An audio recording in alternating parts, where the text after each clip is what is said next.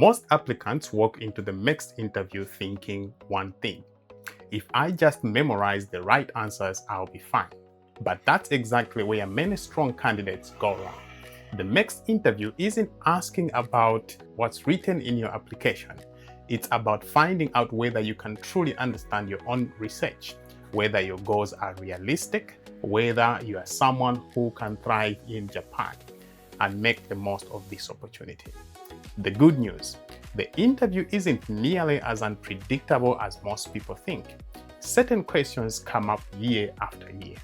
And once you understand what the interview panel is looking for, answering them can become much easier. In this video, I'll walk you through the MEXT interview questions that are most likely to be asked, explain why each one matters, and show you how to answer them in a way that helps you stand out for the right reasons. Before we get into the actual interview questions, you need to understand what the interview is actually looking for. MEXT isn't just handing out free money to smart people. It's a diplomatic tool. The Japanese government is investing in you as a future bridge between your country and Japan. Someone who studies there, absorbs knowledge, and then does something with it, either by staying and contributing to Japan directly or by taking that knowledge back home. So the panel isn't just asking, is this person smart enough? They're asking, if we get to fund this person, does Japan get something back? Every single question in this interview, your background, your research, your future plans, is really just this one question asked 6 different ways. Keep that in your head as we go through this, because it's going to make every answer we build together make a lot more sense. Let's get started.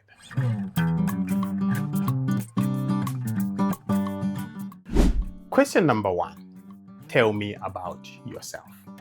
This is almost always the opening question, and it feels harmless, but don't let that fool you. It's not. One mistake I see many MEXT applicants make is treating this like they're introducing themselves at the beginning of the class. They spend 2 or 3 minutes talking about where they were born, their hobbies, or giving a detailed timeline of their life. That's not what the interview panel is looking for. Instead, think of this question as a professional summary, one that naturally leads you into your research. Use what I call a 3-part bridge: where you started, the specific moment that pulled you towards this field, and how it naturally points to studying in Japan.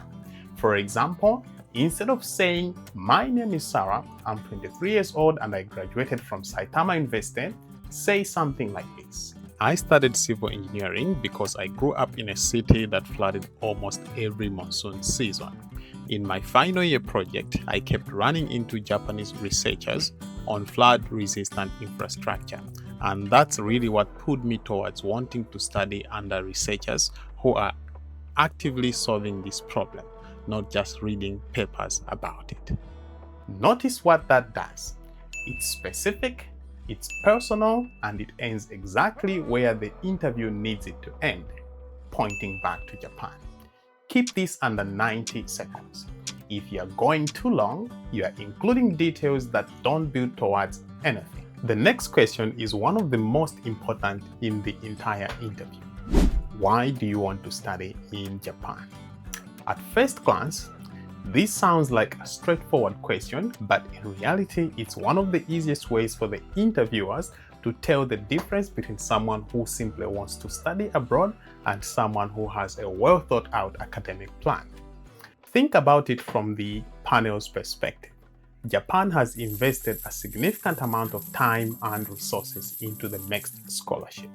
Naturally, they want to know why Japan is the right place for your research, not just any other place. This is where many applicants lose points. They give answers like, "Japan has advanced technology," or "I've always admired the Japanese culture," or the classic, "I've loved anime since I was a kid." Now, there is nothing wrong with appreciating the Japanese culture or enjoying the anime, but those aren't academic reasons. and they don't explain why Japan is uniquely suited to help you achieve your research goals. Remember, you are applying for a graduate scholarship, not a cultural exchange program. A much stronger answer focuses on three elements: the research environment, the expertise available in Japan, and how both of these connect to your specific goals. For example, you might say, I'm interested in renewable energy storage, and Japan has been a global leader in battery technology and hydrogen research. While researching universities, I found that Professor Tanaka's laboratory at XYZ University is conducting work that aligns with my proposed research on improving battery efficiency. Studying there would allow me to learn techniques and methodologies that aren't currently available at my home institution. See the difference? Before your interview, spend some good time researching about your prospective university, your academic department, and if applicable, your prospective supervisor. Read a few of their recent publications, not so you can memorize every detail, but so you can understand the kind of research they are doing and how well it connects to your own proposal. Even if the interviewers never ask about a specific professor, that knowledge will naturally make your answers more confident and convincing. And once you have convinced them of that, the next question becomes, why did you choose this particular research topic? This isn't just a question about your proposal, it's a question about your motivation. But remember, not everyone on the interview panel will be an expert in your specific field. Before they care about how you do your research, they first need to understand why it deserves to be done. A simple way to structure your answer is to think of it in 4 parts. First, describe the problem you're trying to solve. Second, explain why that problem matters. Is it affecting your country, your industry, or even the world? Thirdly, explain what gap still exists.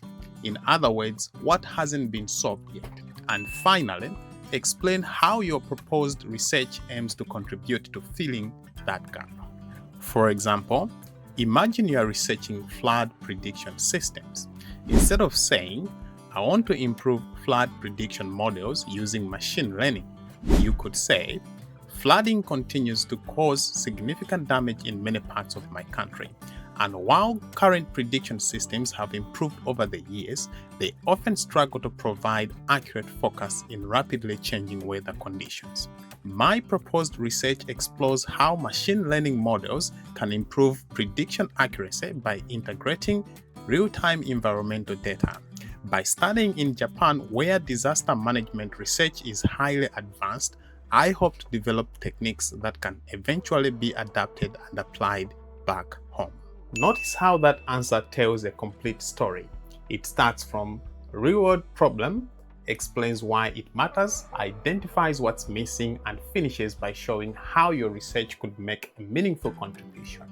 This is also where your passion should come across naturally. You don't need to exaggerate or sound overly dramatic. Simply explain what drew you to the topic.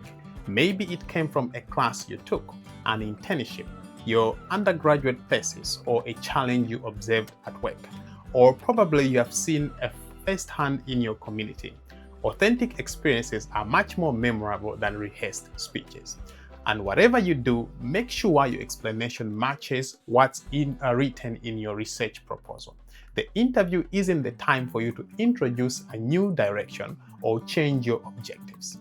Consistency is one of the strongest signals that you have carefully thought through your project from the beginning. Now, once you have explained why your research matters, be prepared for the question that many applicants find the most challenging. Can you explain your research proposal?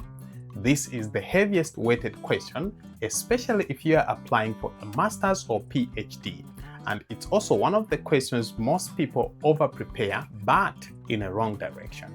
They write an explanation so technical that even people in adjacent fields can't follow it, forgetting that the professor on their panel might be in a completely different specialty. Remember, this isn't a thesis defense, it's a pitch. Use what I call the 5 bits in this order: the problem, your specific research question, your method, why this has to happen in Japan specifically, and what changes if you succeed. Here is the formula in action. And notice this would work whether you are in engineering, literature, education, or whatever you're doing. Coastal towns in my country lose power every typhoon season, sometimes for weeks. My research question is whether Japan's smart grid resilient system can be adapted for a much lower budget context. I would use Professor Tanaka's lab data on grid failure points as a base case, because their approach to distributed microgrids is exactly the model that could scale down. If this works, it becomes something other developing coastal regions could actually replicate, not just something published and shelved. Problem, question, method, why Japan, and finally the outcome. If you can't get through those 5 bits in under 90 seconds using words a stranger would understand, simplify it further before your interview and not during the interview. The next question, however, shifts the focus from your project to something much more personal. Why should we select you? This question makes people freeze because it feels like bragging. So they either undersell themselves or list every achievement on their CV. Neither works. What the panel is actually looking for is your ability to identify your own strongest, most relevant point, not everything you have ever done. Pick 1 or 2 genuine strengths and back them with proof, not adjectives. Here is an example of a weak response. I am hardworking, passionate, and a fast learner. On the other hand, you could say, I would point it to 2 things. First, I've already spent 6 months studying Japanese in the evening after work on my own initiative before knowing I would even be selected. So I'm not someone who waits to be told to prepare. Secondly, my undergrad research was already cited by 2 other student papers in my department, which tells me the work had real relevance, not just a passing grade. Specific, provable, and it answers the real question underneath. Will this person actually use the scholarship well? At this point, the interview usually moves beyond the academics and focuses on something just as important. Can you successfully live in Japan and study there? No matter how strong your grades are, no matter how strong your proposal is, the interview panel also wants to know whether you'll be able to adapt to a completely new environment. After all, earning a graduate degree in another country isn't just an academic challenge. It's a personal one as well. So don't be surprised if you are asked questions like, how do you think you will adapt to living in Japan? What challenges do you expect to face? Do you speak Japanese? What would you do if your research wasn't going according to your plan? These questions aren't designed to catch you off guard. They are designed to measure your qualities like adaptability, resilience, and problem solving. One of the biggest mistakes you can make is pretending that everything is going to be easy. For example, if you are asked whether you expect any challenges, saying something like, "No, I don't think I'll have any problems," doesn't sound confident, it sounds unrealistic. A much stronger response would be, I expect there will be definitely challenges, especially adjusting to a new academic environment and continuing to improve my Japanese. But I've already started learning the language, but I plan to actively engage with my laboratory, my classmates, and university support services. I see those challenges as part of the learning experience rather than something to avoid. That answer does 2 things. First, it shows that you have thought realistically about studying abroad. Second, it demonstrates that you have already a plan of dealing with the potential obstacles. The same applies if they ask you about your Japanese ability. If you are already proficient, that's great, but don't overstate your skills. And if you are a beginner, don't worry. Many MEXT scholars begin with little or no Japanese, depending on their program. What's the most important thing is showing that you are willing to learn and understand how the language skills will help you both academically and socially. Another question you might hear is this: what if your research doesn't produce the results you expect? This is actually testing for your mindset as a researcher. A weak response would be, "I'll just try hard." A stronger answer would be, "Unexpected results are a normal part of research. If my initial approach isn't successful, firstly, I would analyze the data, then discuss the challenges with my supervisor. I would then review the literature for alternative methods and finally adjust my methodology based on evidence. Research is about solving problems, not avoiding them."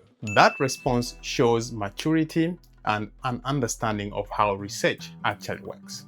Ultimately, these questions aren't about whether you face difficulties, they assume you will. The panel wants to know whether you respond to those difficulties with flexibility, preparation, and a willingness to learn. Remember what we said at the beginning of this video. MEXT wants to know what Japan gets back. This category is where that question gets asked directly. What will you do after your studies? And how does this benefit your country? The mistake is vague idealism. I want to help my country develop, with no actual mechanism behind it. And to fix it, naming a specific role, institution, or problem you intend to return back to.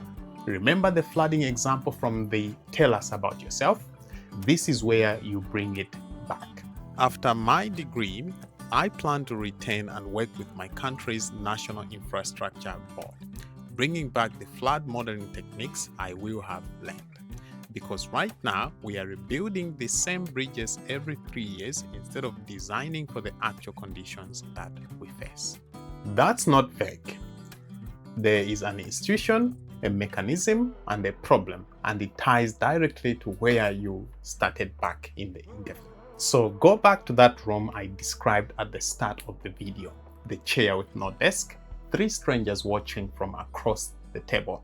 None of that is designed to trick you for fun. It's designed to see whether you can think clearly under pressure, because that's exactly what you need to do once you are actually studying in Japan. If this helped, drop your field and your target university in the comments. I'll read everyone, and I'll try to give specific feedback where I can.